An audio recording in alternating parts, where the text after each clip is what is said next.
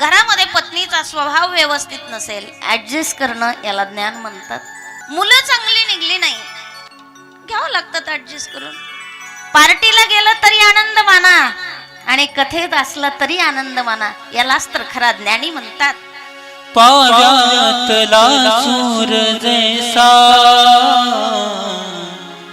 ओठा तुनी ओघळावा, आनंदया जीवनाचा सुगंधा परी दरवळावा, आनंदया जीवनाचा सुगंधा परी दरवळावा.